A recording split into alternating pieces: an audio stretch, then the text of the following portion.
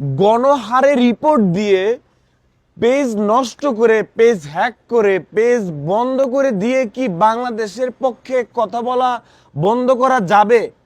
কখনো যাবে না এটা ভাইয়া, না এটা কখনো যাবে না। পেজ নষ্টর ভয়ে, রিপোর্ট গণহারে রিপোর্টের ভয়ে পেজ হ্যাক হয়ে যা না, আজকে প্লেন এপাশ থেকে গেলে আমি সেদিকেও মনোযোগ দিব না। আজকে জাস্ট আমি শুধু প্লেনটা দেখাই দিব, আমি প্লেনের ব্যাপারে, হ্যাঁ আসছে এই যে প্লেনের ব্যাপারে কোনো কথা বলবো না। প্লেন তুমি পাহাড়ে যাও, পাহাড়ে গিয়ে সুন্দরভাবে বুঝাই আসো যে পেজ নষ্টর ভয়ে, পেজ হ্যাকের ভয়ে, রিপোর্টের ভয়ে কাফি বাংলাদেশের পক্ষে কথা বলা বন্ধ করে দিবে না, লাউড অ্যান্ড ক্লিয়ার। এইবার সরাসরি পয়েন্টে চলে আসেন, আমি একটু বুঝাই দিই ভাইয়া। পেজ নষ্ট করলে আমাকে মানুষ চিনে, আমাকে মানুষ অ্যাকসেপ্ট করছে।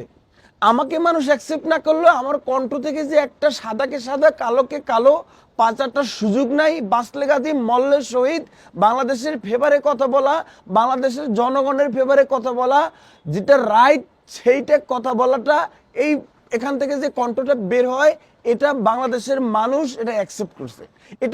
এটা শুধু আমি যে টাকা ইনকাম করব, আমি যে হচ্ছে কি আর আমার ভিউজ হবে, আমাকে মানুষ চিনতেছে, এটার জন্য যে আমি এটা বলি বিষয়টা সেরকমও না, বিষয়টা সেরকমও, কিন্তু তার চেয়েও আরো একটা বড় বিষয় কি জানেন, মানুষ চায় যে এই কণ্ঠটা চলুক।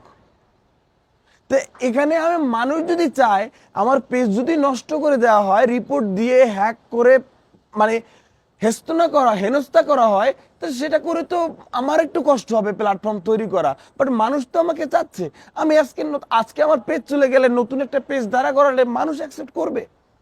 মানুষ আমার সাথে কমিটমেন্ট দিছে, মানুষ আমার সাথে মনে মনে সেটা চুক্তিতে গেছে, তোমার কণ্ঠস্বর চলবে সত্যর পক্ষে, আমরা তোমার পক্ষে আছি। তোমার পেজ যদি চলে যায়, তোমার পেজ যদি গণহারে শেষ হয়ে যায়, বাট আমরা তোমার সাথে আছি, তুমি নতুন পেজ খুলবা, আমরা তোমার সাথে আছি, তোমার সাথে থাকবো। এটাই যে মানে মানে হৃদয়ের সাথে কমিটমেন্ট দিছে বাঙালি মানুষ, বাংলাদেশের মানুষ। তো সেখানে আমার ভয় পাওয়ার কিছু নাই। এইবার আসেন ভয়ের ব্যাপারে। ভয় যেহেতু শব্দটা মুখ থেকে বেরে হয়ে গেল, হাসিনার গুলির ভয় আমি করি নাই। আজকে যদি হাসিনা থাকতো, আমি আমার মতো অনেক মানুষ আজকে পৃথিবী থেকে চলে যেত, অথবা আয়নাগরে জেলে হামাগুড়ি খাইতো, রিমান্ড দিতে দিতে পঙ্গু বানাই ফেলতো, কিছু না কিছু হয়ে যেত। পৃথিবীতে না থাকার সম্ভাবনাটাই বেশি ছিল, কিন্তু উপরওয়ালা রাখে আল্লাহ মারে, কে কথা আছে না। তো এবার পয়েন্ট আসলে এদিক ওদিক না যাইয়া, মানে আমি এটা বলতে চাচ্ছি যে আমি পিস্তলের, হাসিনার গুলির ভয়ে আমি করি নাই, দেশের জন্য। তো সেখানে দেশের জন্য আপনাদের পেজ রিপোর্ট দেওয়া গণহারে গলা ভেঙে গেছে। কালকে মাওয়াঘাট গেছিলাম এই জন্য, চিল্লি ভাই বেদা করতে করতে। তো এই ভয় আমি করবো না। এবার আসেন যৌক্তিক পয়েন্টে, না আমি আসলে ভুল কোথায় বললাম। একজনকে দেখলাম যে তোরা পাহাড়িদেরকে বা চাকমাদেরকে, মারমাদেরকে, আমাকে তো আপনারা কাফি মারমা বানাইলেন, মানে তোমরা আমাদেরকে তো আমাকে কাফি মারমা বানাইলা। প্রতিবাদ করছি মানে কোনো, আমি পেজ নষ্ট করতে গেছি, আমি তোমাদেরকে হুমকি দিতে গেছি, আমি কিছু বলছি? আমার তো বেড়া পড়াইয়া, আমার মিল্ক বড় বানাইয়া, আমার পাহাড়ে পাহাড়ে দুলাইতেছো, নাচাইতেছো, জাঙ্গিয়া পড়াইয়া, পেন্টি পড়াইয়া, কিছু বলছি? কিছু করছি? চালাও, করতে থাকো, তোমার যা ইচ্ছা তাই করতে থাকো। বাট আমি বলেই যাব পাহাড় বাংলাদেশের। আমি কথাগুলো কোন জায়গায় বলছি, পাহাড়িদের ভিতরে সংগঠন আছে, এটা তোমরাও জানো। সেই মানে এটা দিনের মতো পরিষ্কার, পাহাড়ে গেলে সেনাবাহিনীর প্রোটোকল নিয়ে যাইতে হয়, এটা তো তোমরাও চাও না, আমরাও চাই না। তোমাকে ঢাকা আসতে হলে তুমি একজন পাহাড়ি, বান্দরবনের, সাজেকের, রাঙামাটির, খাগড়াছড়ি পাহাড়ের, তুমি একদম চাকমা মারমা, তোমাকে ঢাকা আসতে হলে কি প্রোটোকল নিয়ে আসতে হয়? ফ্রি স্বাধীনভাবে ঘুরতে পারতেছো না?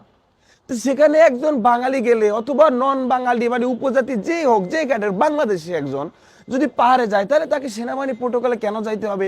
কেন সন্ধ্যার আগে বের হয়ে আসতে হবে? কেন তার মনের ভিতরে ভয় থাকবে? কি বিকজ ওখানে কিছু না কিছু তো আছে, সেই কিছু না কিছুটা তো আমরা চাই না। ওখানে স্থানীয় সংগঠনের কাছে, লোকাল সংগঠনের কাছে অস্ত্র আছে, বন্দুক আছে, এটা তোমরাও জানো।